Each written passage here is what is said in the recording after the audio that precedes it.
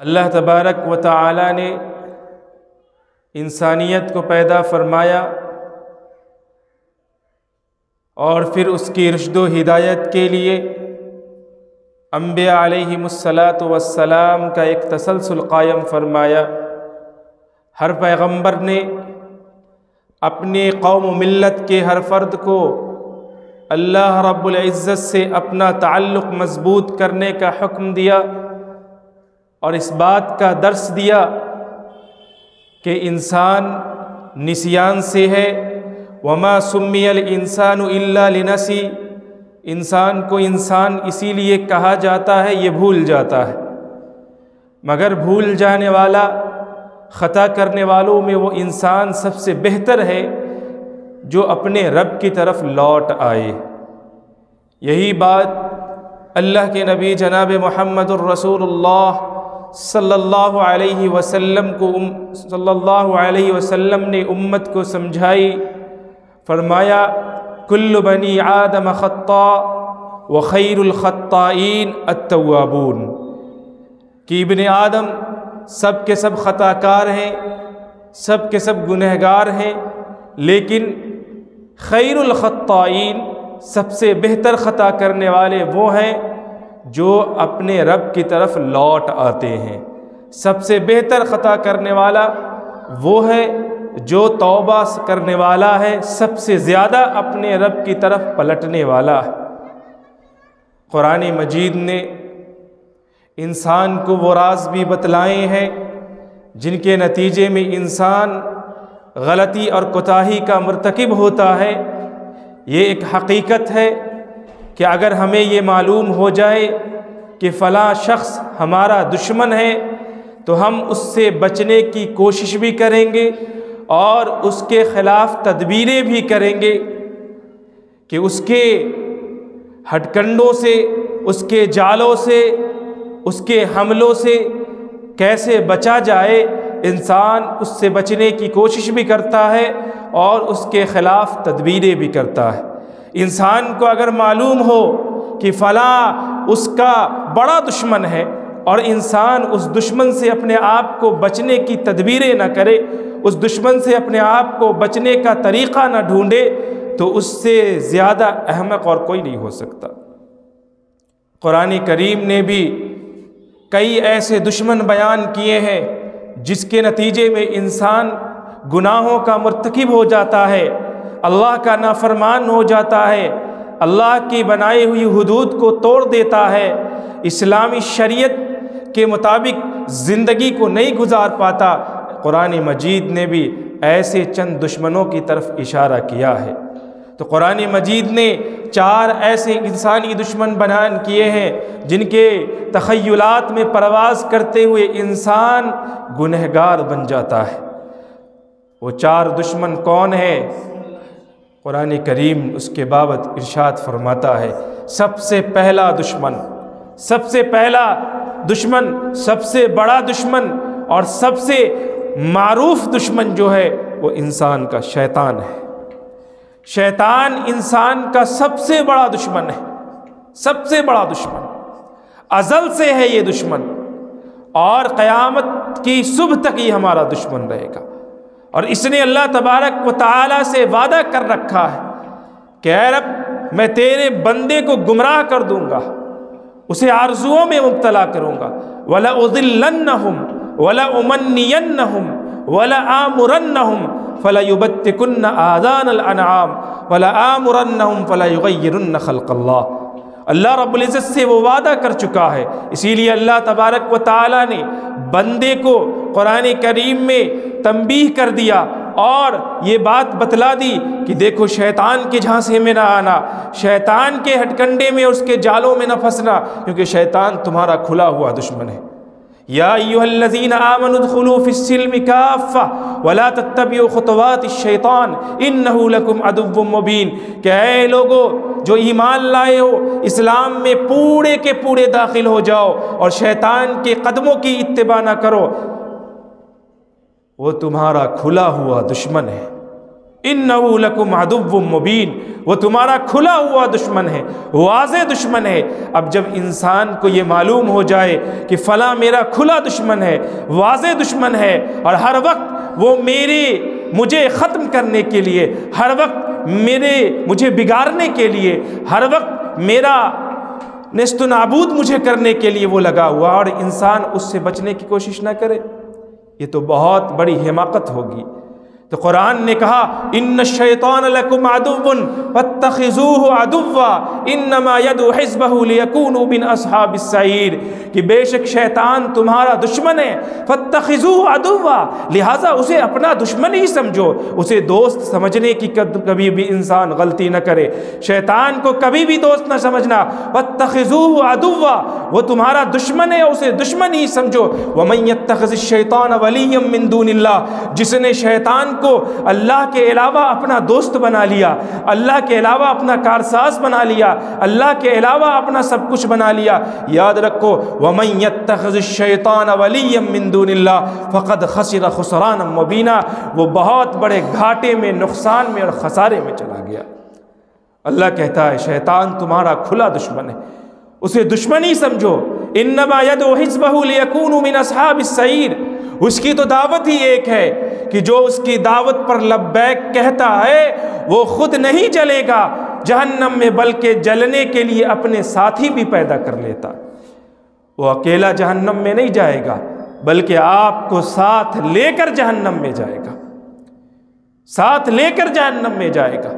یہ شیطان کا عزم ہے، وہ دن رات اپنے کام پر لگا ہوا ہے کہ ہمیں کیسے اللہ سے دور کر دے، کس طریقے سے ہمیں دین سے دور کر دے، کس طریقے سے ہمیں نماز سے دور کر دے، کس طریقے سے ہمیں روزے سے دور کر دے، عبادت سے دور کر دے، دین بیزاری ہمارے اندر پیدا کر دے، اور ہمیں اللہ سے دور کر کے ہمیں جہنم کی طرف لے جائے اور جہنم میں ہمیں گرا دے۔ یہ شیطان ہر وقت لگا ہوا، اور شیطان اپنے چالوں میں کامیاب ہے، شیطان اپنے ان چالوں میں کامیاب ہے، انسان اس کے بنائے ہوئے جال میں پھنستا چلا جا رہا ہے، اور انسان اس کے جالوں کو نہیں سمجھ رہا ہے، بلکہ قرآن نے واضح طور پر یہ کہہ دیا کہ وہ تمہارا دشمن ہے، اسے اپنا دشمن سمجھنا، کبھی دوست مت سمجھنا، شیطان کے بہکاوے میں نہ آنا، کیونکہ جب اس کی چالیں جب وہ چلتا ہے، شیطان اگر اس میں انسان پھنس گیا تو پھر یاد رکھیے اس کا جہنم میں گرنا طے ہے، جہنم میں گرنا طے ہے۔ لہذا انسان کا جو سب سے بڑا دشمن ہے، سب سے خطرناک دشمن ہے، سب سے عظیم دشمن ہے، اور سب سے معروف دشمن وہ شیطان ہے، وہ شیطان ہے۔ اللہ کے نبی صلی اللہ علیہ وسلم نے فرمایا جس طریقے سے خون ہمارے رگ و ریشے میں دوڑتا ہے، جس طریقے سے خون ہمارے جسم میں دوڑ رہا ہے، اسی طریقے سے شیطان ہمارے رگوں میں دوڑتا ہے اس خون کی طرح۔ ان الشیطان یجری من الانسان مجری الدم، شیطان انسان کے اندر اس طریقے سے دوڑتا چلتا ہے جس طریقے سے خون انسان کے اندر دوڑ رہا۔ جب شیطان ہمارے اندر خون کے ساتھ دوڑ رہا ہو تو اس سے کتنا بچنے کی ضرورت ہے۔ ہر لمحہ آپ کو بہکائے گا، ہر آن آپ کو بہکائے گا، قدم قدم پر آپ کو بہکائے گا، قدم قدم پر آپ کو اللہ کا باغی بنانے کی کوشش کرے گا، قدم قدم پر آپ کو گنہگار بنائے گا۔ آپ کو یہ وہ شیطان ہے جس نے ہمارے باپ کو بہکا دیا، جس نے آدم اور حوا کو بہکا دیا، جس نے اس پھل کی طرف، اس پیڑ، اس درخت کی طرف بہکا کر وہ لے گیا جس سے اللہ تبارک و تعالی نے منع کیا تھا۔ تو جس نے حضرت آدم علیہ السلام اور حضرت حوا کو بہکایا اور خطا کروا دیا، کیا وہ ہمیں چھوڑ دے گا؟ ہم تو ابن آدم ہیں، تو ہمیں بھی وہ بہکائے گا، ہمیں بھی وہ بہکائے گا، اور پوری کوشش کرے گا کہ ہمیں بہکا کر ہمیں جہنم میں گرا دے۔ تو شیطان ہر طریقے سے انسان کو بہکاتا ہے، یہ انسان کا بہت بڑا دشمن ہے۔ لہٰذا جب اللہ کے نبی صلی اللہ علیہ وسلم نے ارشاد فرمایا کہ انسان کو چاہیے کہ اعوذ باللہ من الشیطان الرجیم انسان پڑھتا رہے، اس سے شیطان کے وسوسوں سے انسان محفوظ ہو جاتا ہے۔ جو اللہ کے نبی صلی اللہ علیہ وسلم نے جو وظائف بتائے ہیں احادیث کے اندر شیطان کے حملوں سے بچنے کے، اس کو انسان پڑھتا رہے۔ اعوذ باللہ من الشیطان الرجیم لا حول ولا قوت الا باللہ۔ تو اللہ تبارک و تعالیٰ شیطان کے وسوسوں سے انسان کو محفوظ کر دیتا ہے، انسان شیطان کے وسوسوں سے محفوظ ہو جاتا ہے، اس کے حملوں سے محفوظ ہو جاتا ہے۔ یہ انسان کا پہلا دشمن ہے۔ اس دشمن پر جب انسان کنٹرول کر لیتا ہے تو انسان کے پاس ایک دوسرا دشمن نمودار ہوتا ہے، دوسرا دشمن انسان کے سامنے آتا ہے۔ اس کے بارے اللہ تبارک و تعالیٰ قرآن میں کہتا ہے فَلَا تَغُرَّنَّكُمُ الْحَيَاةُ الدُّنْيَا وَلَا يَغُرَّنَّكُمْ بِاللَّهِ الْغَرُورُ کہ مسلمانوں دنیا کی زندگی کو حقیقی نہ سمجھو، دنیا کی زندگی یہ حقیقی نہیں ہے، یہ وقتی پڑاؤ ہے، عارضی ٹھکانہ ہے، ایک دن ختم ہو جائے گی۔ فَلَا تَغُرَّنَّكُمُ الْحَيَاةُ الدُّنْيَا وَلَا يَغُرَّنَّكُمْ بِاللَّهِ الْغَرُورُ دنیا کی زندگی دھوکے کے سوا اور کچھ بھی نہیں ہے، لہٰذا دنیا کی زندگی کو حقیقی نہ جانو۔ فَلَا تَنْسَ نَصِيبَكَ مِنَ الدُّنْيَا لیکن دنیا کے حصے کو بھی مت بھولو، دنیا کے حصے کو بھی مت بھولو۔ لیکن اللہ تبارک و تعالیٰ نے یہ جو زندگی دے رکھی ہے، اس زندگی میں غالب پہلو تمہارا دین کا ہونا چاہیے، غالب دین کو کرو۔ دنیا حاصل کرو لیکن غالب دین کو کرو، دین غالب ہونی چاہیے، دنیا نہیں۔ جب تک انسان کا دین دنیا پر غالب ہے انسان نہیں بہکے گا، انسان گمراہ نہیں ہوگا۔ لیکن جب دنیا کی محبت انسانوں کے دلوں میں بیٹھ جائے اور انسان دنیا کو ہی سب کچھ سمجھنے لگ جائے اور انسان دنیا کے چکر میں پڑ جائے، اللہ کو بھول جائے، قرآن کو بھول جائے، عبادت کو بھول جائے، دین بیزاری اختیار کر لے، دین سے دوری اختیار کر لیتا ہے، تو پھر انسان کے لیے دنیا ہی سب کچھ ہو جاتی ہے، پھر وہ اللہ کی لعنت کا شکار ہو جاتا ہے، پھر وہ جہنم کا شکار ہوگا۔ اللہ کے نبی صلی اللہ تبارک و تعالیٰ نے بالکل واضح انداز میں فرما دیا فَلَا تَغُرَّنَّكُمُ الْحَيَاةُ الدُّنْيَا وَلَا يَغُرَّنَّكُمْ بِاللَّهِ الْغَرُورُ کہ دنیا کی زندگی دھوکہ ہے، فریب ہے، اس کے سوا اور کچھ بھی نہیں ہے۔ یہاں کی یہ چکا چوند، یہاں کی یہ خوبصورتی، یہاں کی یہ جتنی بھی چیزیں نظر آتی ہیں ایک دن فنا ہو جانے والی ہے۔ جیسے ہی ہماری آنکھ بند ہوگی، جیسے ہی ہم اس دنیا سے اٹھیں گے، ہماری روح قبض ہوگی، ہمارے لیے ساری چیزیں ختم ہو جائیں گی، سب ختم ہو جائے گا۔ کوئی چیز اس دنیا میں باقی رہنے والا نہیں ہے، کوئی بھی چیز اس دنیا میں باقی رہنے والی نہیں۔ اللہ رب العزت کی ذات کو ہی صرف بقا حاصل ہے، اس کے علاوہ سب چیز کو فنا ہو جانا، سب چیز فانی ہے۔ کل من علیہا فان، ہر چیز فنا ہے، ہر چیز کو فنا ہے، ہر چیز فانی ہے، ختم ہو جانے والی ہے۔ ابدی اور سرمدی زندگی جو ہے، دائمی زندگی جو ہے وہ آخرت کی زندگی ہے، وہاں کی ہر چیز دائمی ہے، وہاں کی موت بھی دائمی ہے، وہاں کی زندگی بھی دائمی ہے، وہاں کے محلات بھی دائمی ہے، وہاں کی نعمتیں بھی دائمی ہیں، وہاں کی صحت بھی دائمی ہے، وہاں کی نعمتیں بھی دائمی ہیں، وہاں کی جنت بھی ہمیشہ کی ہے، وہاں کی جہنم بھی ہمیشہ کی ہے، آگ میں جلنا بھی ہمیشہ کا ہے، اور جنت کی نعمتوں سے مالا مال بھی انسان کو ہمیشہ کے لیے۔ تو وہاں دو ہی چیز ہے، انسان دنیا میں ہارتا ہے، جیتتا ہے، جیتتا ہے اور ہارتا ہے، کبھی جیتا تو کبھی ہارا، کبھی ہارا تو کبھی جیتا۔ لیکن آخرت میں ایسا نہیں ہے، جو ایک دفعہ جیت گیا وہ جیت گیا، جو ایک دفعہ ہار گیا وہ ہار گیا۔ تو اس دنیا کے چکر میں کیوں پڑنا؟ اس دنیا کی یہ چکا چوند، اس کے تخیلات میں پرواز کرتے ہوئے انسان گنہگار بن جاتا۔ دنیا لوٹنے کے چکر میں، دنیا حاصل کرنے کے چکر میں انسان حلال و حرام کی تمیز بھول جاتا ہے، حلال و حرام کی تمیز کو فراموش کر دیتا ہے۔ بچے بہت ہلہ کر رہے ہیں، حلال و حرام کی تمیز انسان بھول جاتا ہے، جس کے نتیجے میں یہ ہوتا ہے کہ وہ اپنی آخرت کو برباد کر لیتا ہے، اس کی آخرت برباد ہو جاتی۔ اللہ کے نبی صلی اللہ علیہ وسلم نے صحابہ کو یہی بات ایک مثال سے سمجھائی، فرمایا هل من احد يمشي على الماء الا ابتلت قدما، فرمایا کہ اے میرے صحابہ بتلاؤ کوئی شخص پانی پر چلے اور اس کے قدم گیلے نہ ہو؟ کوئی شخص پانی پر چلے اور اس کے قدم گیلے نہ ہو، اس کے قدم بھیگے نہ۔ صحابہ نے عرض کیا یا رسول اللہ ایسا کیسے ہو سکتا ہے؟ آپ صلی اللہ علیہ وسلم نے فرمایا ان صاحب الدنیا لا یسلم من الذنوب، دنیا کی زندگی کو حقیقی سمجھنے والا، دنیا کی زندگی کو سب کچھ جاننے والا اور دنیا کے چکر میں پڑنے والا، دنیا کے پیچھے بھاگنے والا کبھی گناہوں سے محفوظ نہیں رہتا، کبھی گناہوں سے محفوظ نہیں رہتا۔ دنیا جو ہے بڑی میٹھی چیز ہے، بڑی میٹھی چیز ہے، کوئی نہیں چاہتا کہ میں دنیا چھوڑ کر جاؤں، لیکن جس کے دل میں اللہ کی محبت ہوتی ہے، جس کے دل میں اللہ سے ملاقات کا جذبہ ہوتا ہے، جس کے دل میں اللہ تبارک و تعالیٰ کی محبت بستی ہے کہ مجھے اپنے رب کے لیے جینا ہے، اپنے رب کی خوشنودی کے لیے جینا ہے، اپنے رب کی رضا کے لیے جینا ہے، اپنے رب کے لیے سب کچھ کرنا ہے۔ ہم اس دنیا میں آئے ہیں اللہ رب العزت کی خاطر، ہم اس دنیا میں آئے ہیں اللہ رب العزت کے حکم سے، ہم اس دنیا سے جائیں گے اللہ رب العزت کے حکم سے، تو ہم اس دنیا میں جئیں گے بھی اللہ رب العزت کے حکم سے، اس کے بتائے ہوئے طریقوں پر چل کر زندگی گزاریں گے۔ جو نبی نے طریقہ بتایا، جو رب نے طریقہ بتایا قرآن میں، جو دستور حیات ہمیں دیا، جو قرآن کی شکل میں ہمیں نظام زندگی اللہ نے دی، قرآن کی شکل میں جو نسخہ کیمیا اللہ نے دیا جس پر چل کر انسان کامیابی اور کامرانی کے مراحل طے کر سکتا ہے، وہ قرآن کو آج ہم نے بالائے طاق رکھ دیا، بالائے طاق رکھ دیا۔ ارے جس کے پاس قرآن جیسی کتاب ہو اسے دنیا میں زندگی جینے کا طریقہ نہ آئے۔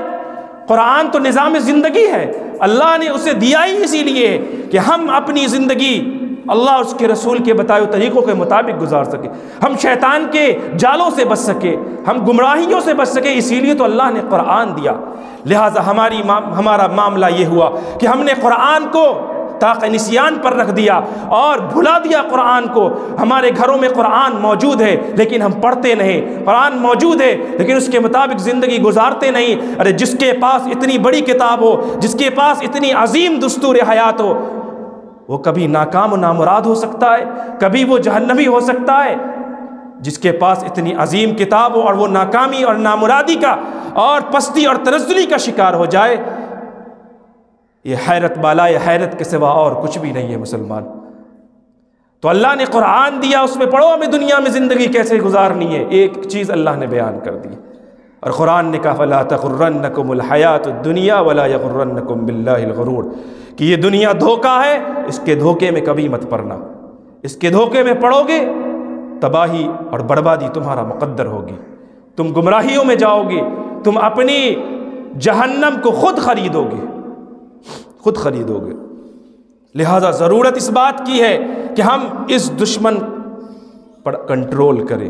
جب انسان اس دشمن پر کنٹرول کر لیتا ہے تو ایک تیسرا دشمن انسان کے سامنے آتا ہے، اور تیسرا دشمن کون ہے؟ قرآن کریم میں بیان فرمایا وَمَا أُبَرِّئُ نَفْسِي إِنَّ النَّفْسَ لَأَمَّارَةٌ بِالسُّوءِ إِلَّا مَا رَحِمَ رَبِّي، کہ انسان کا اپنا نفس بھی انسان کو برائیوں پر اکساتا ہے۔ یہ انسان کا نفس انسان کا بڑا خطرناک دشمن ہے، یہ انسان کو برائیوں پر اکساتا ہے، اللہ کی نافرمانی کرواتا ہے، دین بیزاری اختیار کرواتا ہے، یہ نفس انسان کا بڑا ہی خطرناک ہے۔ لہٰذا ہمیشہ انسان کو اپنے نفس کی شرارتوں سے، اپنے نفس کے بہکاوے سے ہمیشہ دعا کرنا چاہیے، اللہ سے ہمیشہ دعا کرتے رہنا چاہیے کہ اللہ تبارک و تعالیٰ اسے اس کے نفس کی شرارتوں سے محفوظ رکھے اور وہ گناہوں سے بچ جائے، گناہوں کا شکار نہ ہو، اللہ کے بنائے ہوئے حدود کو نہ توڑ سکے۔ اسی لیے ہمیشہ نفس کی شرارتوں سے انسان کو دعا کرتے رہنا چاہیے کہ اللہ بچائے۔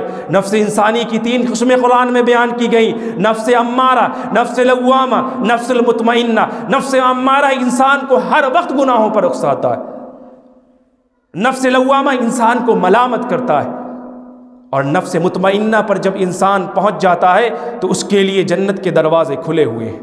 یاد رکھیے کہ نیکی کرنے کے بعد آپ کو سکون ملنے لگ جائے، اچھا کام کرنے کے بعد، نیکی کا کام کرنے کے بعد، عبادت کرنے کے بعد آپ کے دلوں کو اطمینان مل جائے، آپ کے دلوں کو سکون مل جائے، آپ کا دل ہلکا لگنے لگ جائے، اور پھر یاد رکھیے کہ آپ نفس مطمئنہ پر پہنچ گئے، اور گناہ سے آپ کو نفرت ہو جائے، اللہ کی نافرمانی سے نفرت ہو جائے، گناہ کے نام سے نفرت ہو جائے، تو سمجھ لیجئے آپ کو نفس مطمئنہ حاصل ہو چکا ہے، حاصل ہو چکا۔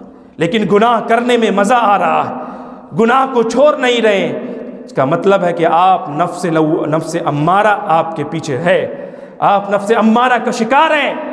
وہ گناہوں کا رسیا ہوتا ہے، جتنا زیادہ گناہ کرے گا اسے اتنا زیادہ مزہ آتا ہے، لیکن گناہ کرنے کے بعد افسوس ہونے لگ جائے کہ میرے سے گناہ ہو گیا، دل انسان کا بھاری ہو جائے، تکلیف میں مبتلا ہو جائے، تو سمجھیے کہ نفس لوامہ تک آپ پہنچ چکے، نفس لوامہ تک پہنچ چکے۔ یہ نفس جو انسان کو بہت زیادہ گناہوں پر اکساتا ہے، تو اللہ کے نبی صلی اللہ علیہ وسلم نے اس سے بچنے کے لیے دعا سکھلائی۔ شکل ابن حمید رضی اللہ تعالیٰ عنہ اللہ کے نبی کے پاس آئے، کہنے لگے اللہ کے نبی صلی اللہ علیہ وسلم مجھے ایک دعا سکھلا دیجئے، آپ نے زندگی جینے کا ہر طریقہ اور سلیقہ تو سکھا دیا، لیکن انسان اپنے نفس کی شرارتوں سے کیسے محفوظ رہے، انسان اپنے نفس کو کیسے بچا کر رکھے۔ آپ صلی اللہ علیہ وسلم نے فرمایا ایک دعا سکھلائی، ایک دعا سکھلائی آپ صلی اللہ علیہ وسلم نے، اور یہ دعا میں نے درس میں بھی 2 دن پہلے یہاں بیان کیا تھا۔ اللہم انی اعوذ بک من شر سمعی ومن شر عینی ومن شر لسانی ومن شر قلبی ومن شر منی۔ اے اللہ تو مجھے میرے سماعتوں کے شر سے محفوظ فرما، میری بصارتوں کے شر سے محفوظ فرما، میری زبان کی شر سے محفوظ فرما، میری آنکھوں کے شر سے محفوظ فرما، میرے دل کے شر سے محفوظ فرما، میری طاقت و قوت کی شر سے محفوظ فرما۔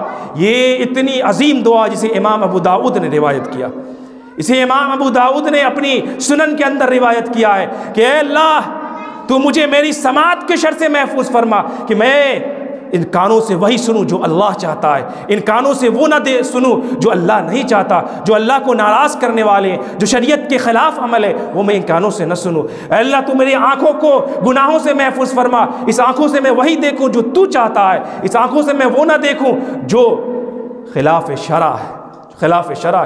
دل میں انسان اچھا سوچے، دل میں انسان اچھی چیز رکھے، دل میں حسد، بغض، عناد، کینہ، کپٹ، جلن، عداوت، دشمنی، انسان غیبت وغیرہ نہ پالے، جیسے جذبات جو منفی جذبات ہیں، افعال خسیسہ رذیلہ ہیں، جو انسان اپنے دلوں میں نہ پالے۔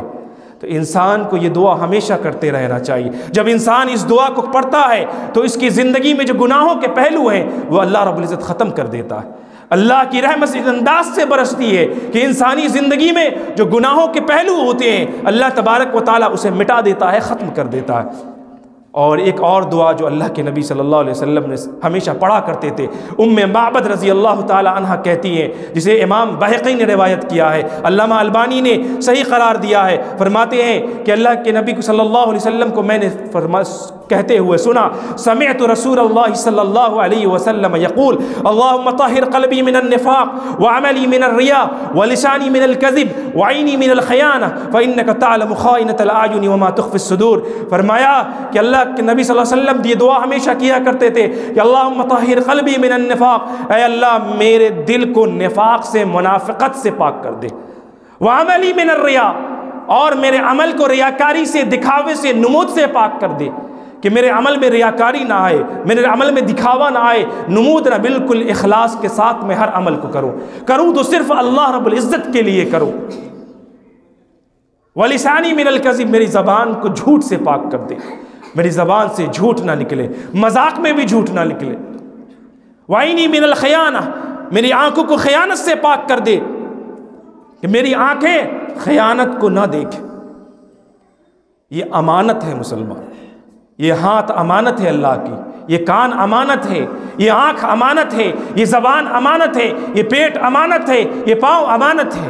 اگر اسے ہم غلط استعمال کرتے ہیں تو آپ امانت میں خیانت کر رہے ہیں، اور اس کا حساب اللہ تبارک و تعالیٰ قیامت میں لے گا اور پوچھے گا، پھر کیا جواب انسان دے گا؟ پھر آپ کے منہ پر مہر لگ جائے گی، پھر آپ کے ہاتھ جواب دیں گے، پھر آپ کی آنکھیں جواب دیں گی، پھر آپ کے کان بولیں گے، پھر آپ کا جسم بولے گا، آپ کا ہاتھ اور آپ کا پاؤں بولیں گے۔ یوم نختم علی افواہہم وتکلمنا ایدیہم وتشہد ارجلہم، قرآن نے واضح کر دیا، منہ پہ تالا لگے گا، یہ بولنا شروع کر دے گا، آنکھیں بولنا شروع کر دیں گی۔ تو انسان کو خیانت سے بچنا چاہیے۔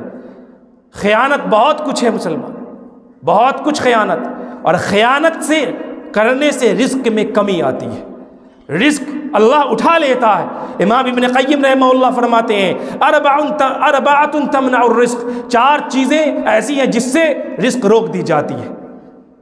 نوم الصبح، صبح کا سونا، آج ہم صبح بھر سوئے رہتے ہیں، نماز کے لیے اٹھتے نہیں اور خراٹے مار کر سوئے رہتے ہیں، اور ہم کہتے ہیں کہ ہمیں نوکری نہیں ملتی، ہمیں رزق نہیں ملتا۔ ارے وہ رزق صبح کا وقت وہ رزق کے آنے کا وقت ہوتا ہے، فرشتے رزق لے کر اترتے ہیں اور ہم خراٹے مار کر سو رہے ہوتے ہیں، رزق لے کر واپس چلے جاتے ہیں۔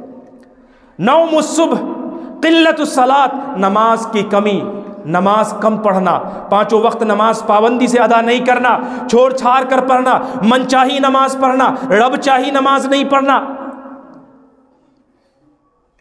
نوم الصبح، قلت الصلاۃ، والکسل، سستی، والخیانہ، اور خیانت، یہ چار چیزیں رزق کو روک دیتی ہے، اس سے رزق رک جاتا ہے، ان چار چیزوں سے رزق رک جاتا ہے۔ لہٰذا ان چار چیزوں پر ہمیشہ غور کرو کہ کبھی فجر کے بعد نہ سونا، فجر کی نماز پڑھ کے کبھی بھی نہیں سوئیے، اور نماز پڑھیے فجر کی اٹھیے، چاہے فجر کے بعد نماز پڑھ کے سوئیے یا فجر کی نماز پڑھے بغیر سوئیے، بات برابر ہے۔ فجر کی نماز کے بعد سونا ہی نہیں ہے۔ نوم الصبح، قلت الصلاۃ، نماز میں کبھی کمی مت کیا کیجیے، پانچوں وقت کی نماز پابندی سے ادا کیجیے، سستی اور کاہلی سے بچیے، والخیانہ، اور خیانت سے بچیے۔ خیانت بہت خطرناک چیز ہے، آپ کو قیامت میں اللہ کے یہاں اس کا جواب دینا پڑے گا۔ خیانت سے انسان کو بچنا چاہیے، یہ انسان کا تیسرا دشمن ہے۔ یہ انک تعلم خائنۃ الاعین وما تخفی الصدور، قرآن کہتا ہے کہ اے اللہ تو جانتا ہے آنکھوں کی خیانت کو اور دلوں کے اندر کیا چھپا ہوا ہے، اللہ سب جانتا ہے۔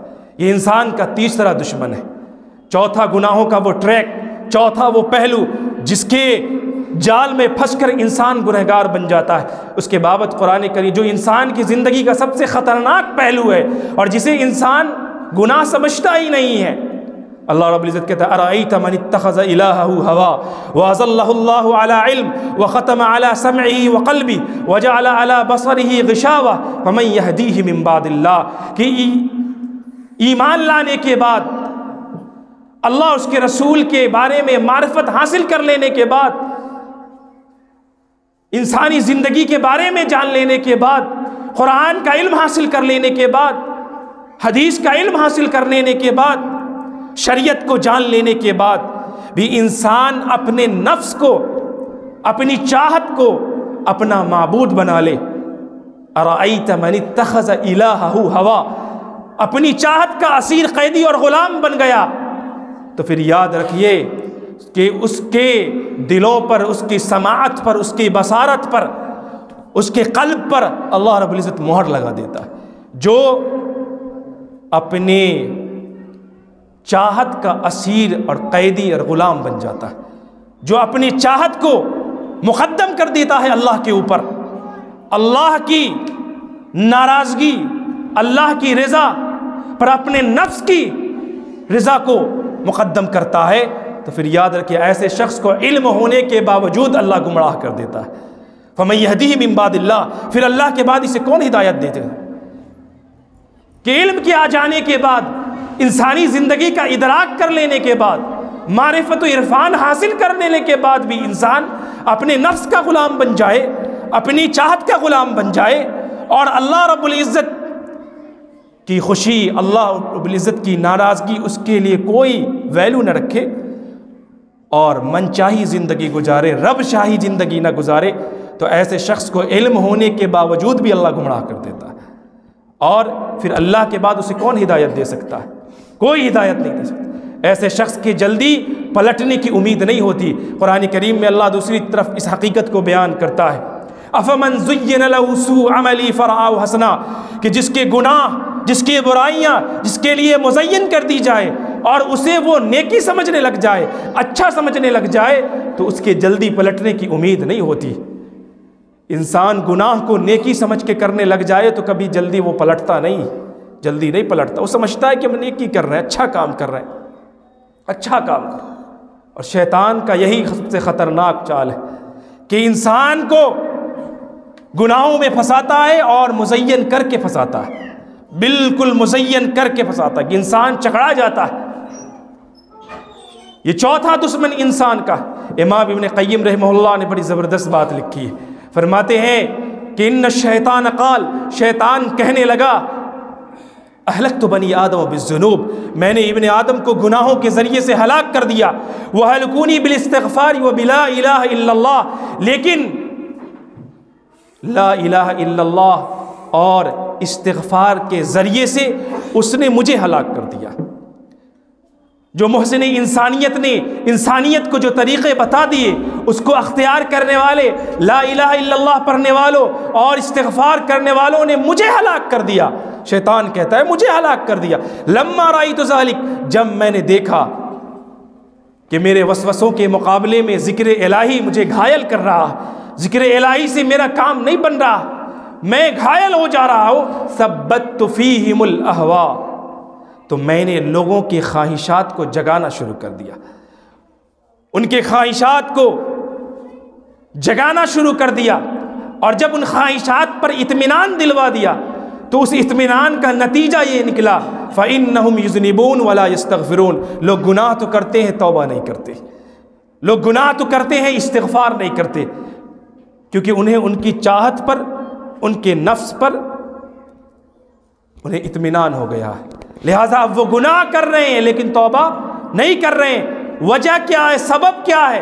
فَإِنَّهُمْ يُحْسِنُونَ صُنْعًا، وہ یہ سوچ رہا ہے کہ وہ نیکی کر رہا ہے، وہ یہ سوچ رہا ہے کہ وہ نیکی کر رہا ہے، وہ اچھا کام کر رہا ہے. یاد رکھیے مسلمانوں، جو گناہ کو نیکی سمجھ کے کرنے لگ جائے اس کے جلدی توبہ کرنے کی امید نہیں ہوتی ہے، وہ جلدی پلٹنے والا نہیں ہوتا ہے. لہٰذا اسی لیے کہا جاتا ہے کہ بدعت انسان جلدی نہیں چھوڑتا. کیوں نہیں چھوڑتا؟ اس لیے کہ وہ سمجھتا ہے کہ وہ نیکی کر رہا ہے، نیکی کر رہا ہے، اسی لیے بدعت نہیں چھوڑتا. اور یاد رکھیے کہ گناہ کروا کر شیطان جتنا خوش نہیں ہوتا بندے سے، انسان سے، اتنا زیادہ خوش وہ بدعت کروا کر ہوتا. بہت باریک بات کہتا، کیونکہ وہ جانتا ہے کہ بندہ تو گناہ سے توبہ کر لے گا اللہ معاف کر دے گا، وہ توبہ کرے گا سارے گناہ معاف ہو جائیں گے اس کے. ایک بار اللہ کے سامنے رویا، آنکھوں سے آنسو گرے، اللہ نے معاف کر دیا. لیکن بدعت اس لیے نہیں چھوڑتا کیونکہ وہ سمجھتا ہے کہ وہ نیکی کر رہا ہے، اور گناہ کو نیکی سمجھ کے کرنے والا کبھی جلدی اس کو چھوڑتا نہیں. جی اسی لیے جتنے بدعات رائج ہیں معاشرے کے اندر، ان تمام بدعات کو چھوڑیے، ان تمام بدعات کو ختم کیجیے. جہاں ایک بدعتیں اٹھتی ہے وہاں ایک سنت کا قتل ہوتا ہے، ایک سنتیں اٹھ جاتی ہیں نبی کی. لہذا سنتوں کو زندہ کیجیے اور بدعتوں کو ختم کیجیے.